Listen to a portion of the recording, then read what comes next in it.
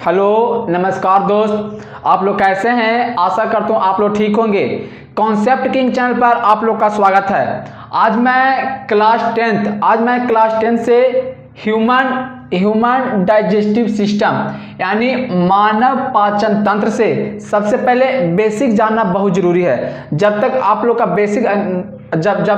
Basic नहीं जानेंगे कुछ नहीं समझ में आएगा। यानी है मानव पाचन तंत्र, ह्यूमन डाइजेस्टिव सिस्टम के बारे में हर एक पार्ट में आज डीपली जानेंगे। अगर वीडियो समझ में आए तो चैनल को सब्सक्राइब और लाइक और कमेंट जरूर करें। चलिए अब हम लोग स्टार्ट करते हैं। पहले है ह्यूमन डाइजेस्टिव सिस्टम हम लोग किसको कहेंगे? यानी कि भोजन को पाचन करने के लिए कई सारा तंत्र की आवश्यकता होता है, उसको हम लोग बोलेंगे सिस्टम। जैसे कंप्यूटर को हम लोग सिस्टम नहीं बोल सकते, कंप्यूटर को हम लोग सिस्टम बोल सकते हैं। क्यों? क्योंकि कंप्यूटर में कीबोर्ड हो गया, माउस हो गया, यानी कि कंप्यूटर में कई सारा पार्ट जुटा हुआ है, उसको हम लोग सिस्टम बोलेंगे। यानी ह्यूमन डाइजेस्टिव सिस्टम हम लोग किसको बोलेंगे? यानी कि भोजन को पाचन करने के लिए कई सारा तंत्र की आवश्यकता होता है, उसको हम लोग सिस्टम बोलेंगे। जैसे अब है पाचन हम लोग किसको कहेंगे? यानी जटिल पदार्थ को सरल पदार्थ में तोड़ देना पाचन कहलाता है। जटिल पदार्थ को सरल पदार्थ में तोड़ देना पाचन कहलाता है। जैसे मान के चलिए ये रोटी है तो रोटी हम लोग खाएंगे तो सबसे पहले इसको तोड़ेंगे। यानी ये है जटिल पदार्थ। यानी जटिल पदार्थ को सरल पदार्थ में तोड़ देना पाचन कहलाता है। यानी सबसे पहले रोटी है तो रोटी को हम लोग दांत से तोड़ेंगे और छोटा छोटा टुकड़ा बनाएंगे। यानी जटिल पदार्थ को सरल पदार्थ में तोड़ देना पाचन कहलाता है। आगे है पाचन कार्बोहाइड्रेट, यानी पाचन कार्बोहाइड्रेट, प्रोटीन और वसा यानी फैट का पाचन होगा। यानी कार्बोहाइड्रेट, प्रोटीन और वसा यानी फैट का पाचन होगा। आगे है पाचन जल, विटामिन और खनिज का नहीं होगा। क्यों? क्योंकि जल पहले से इतना छोटा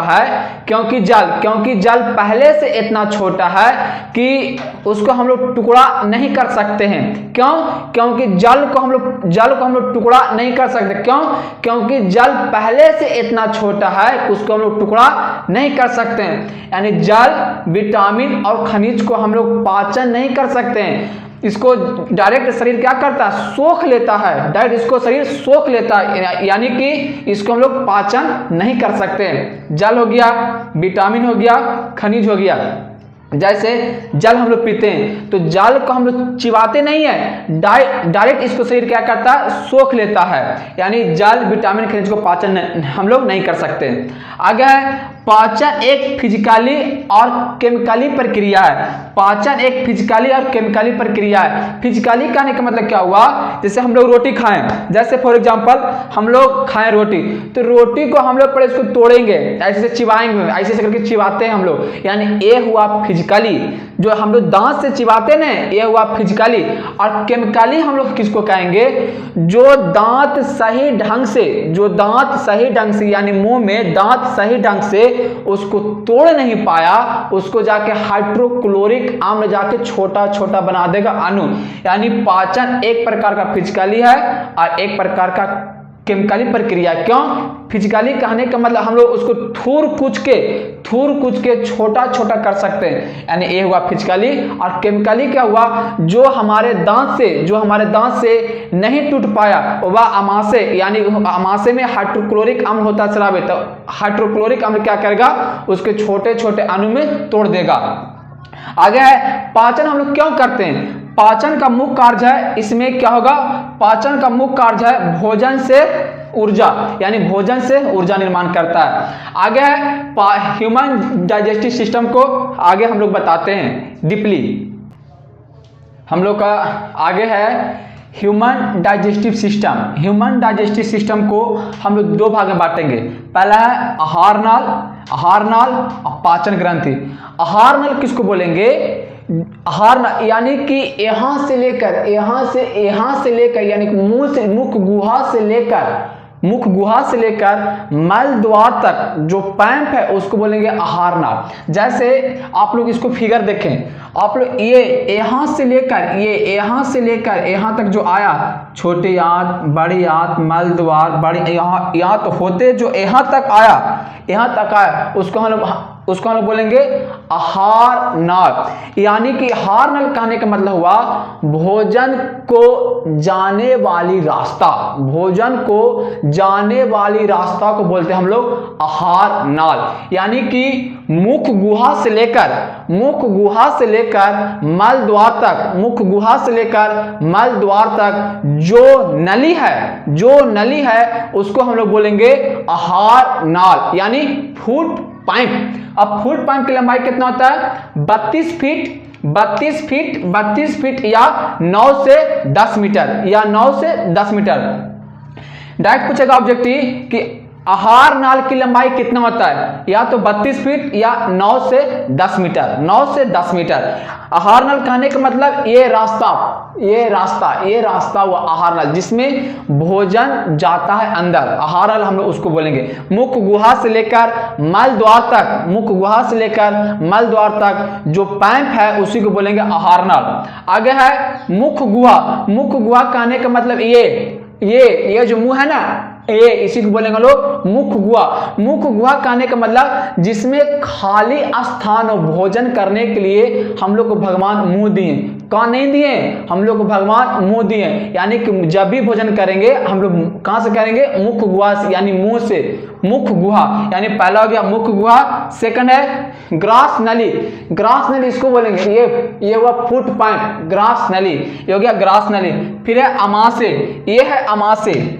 ये जो है ना आप लोग फिगर ध्यान समझें, ये हुआ अमाशय। अमाशय के दाएं साइड क्या होता है? अमाशय के दाएं साइड होता है अग्नाशय और इस साइड होता है यकृत यानी कि पीत। ये हुआ अमाशय। फिर है अमाशय के अंदर क्या होता है? छोटी आंत के अंदर बड़ी आंत और बड़ी आंत के फिर आगे हो जाएगा मल द्वार। यानी कि मुख गुहा, ग्रास नली, अमाशय, छोटी आंत, बड़ी आंत, मल द्वार। मुख गुहा, ग्रास नली, अमाशय हम लोग किसको बोलेंगे?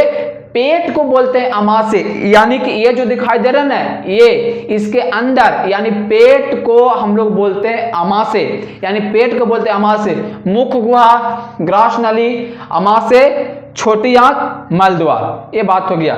आगे है जो अब ये सब जो है, अब ये पाचन ग्रंथि जो साइड से भोजन को पाचन करने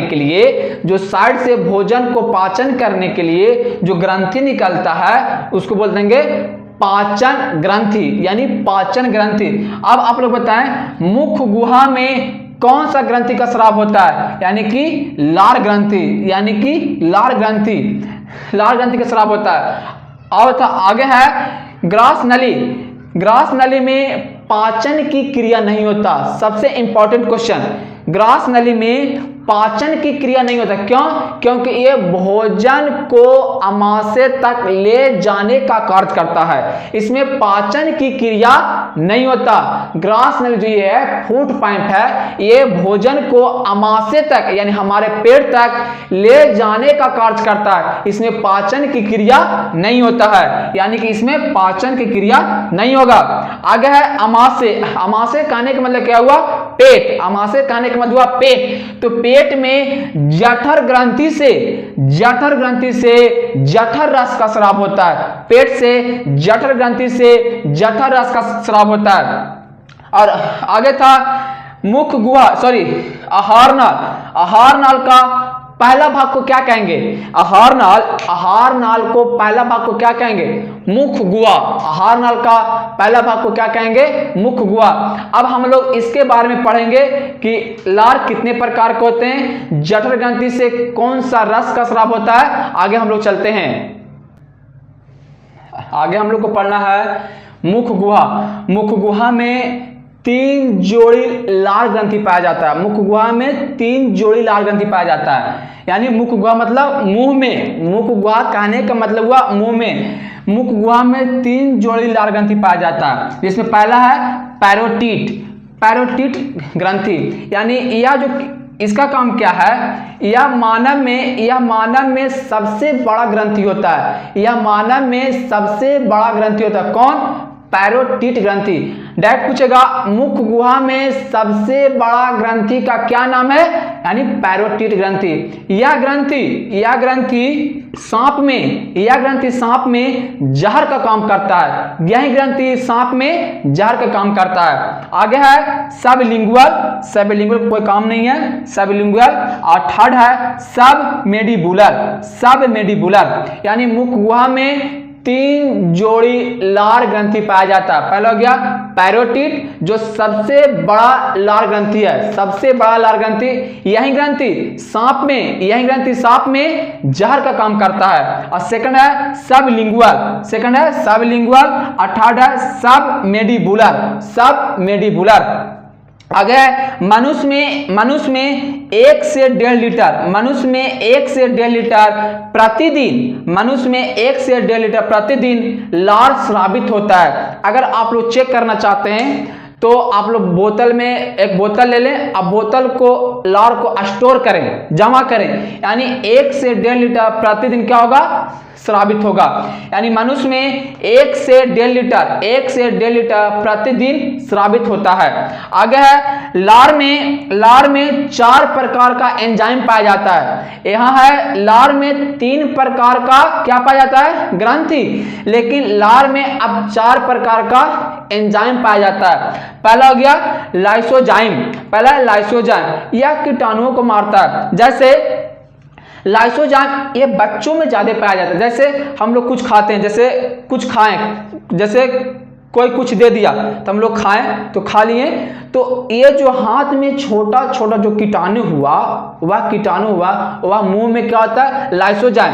तो लाइसोजाइम क्या करेगा? वह छोटा छोटा कीटाणुओं को मार देता है। यानी कि जैसे आप कोई प्रसाद दिया तो हम लोग हाथ नहीं धोते हैं, लाइए खा जाते हैं। तो जो छोटा छोटा कीटाणु गया मुंह में ना, उसको लाइसोजाइम मार देगा। यानी लाइसोजाइम का काम क्या है? यह कीटाणुओं को मारने के काम करता है। यह बच्चों में ज्यादा पाया जाता है। आप लोग देखिएगा बच्चा जब छोटा बच्चा तो वह जमीन पर क्या करता रहता है? खेलते रहता है। खेलते मुंह में ऐसे ले रहता है, यानी मुंह में कुछ उठाएगा, जमीन से उठाएगा कुछ और ले लगा मुंह में। यानी कि मुंह में तो ले लिया, लेकिन मुंह से क्या होगा? एक प्रकार के पाया जाता है एंजाइम, लाइसोजाइम, वह कीटाणुओं को मार देता है। अगर लाइसोजाइम कीटाणुओं को नहीं मार पाया तो वह हाइड्रोक्लोरिक अम्ल, जो हम लोग को आगे पढ़ना है, वह हाइड्रोक्लोरिक अम्ल मार देगा, जिसको हम बोलेंगे थेथर कीटाणु।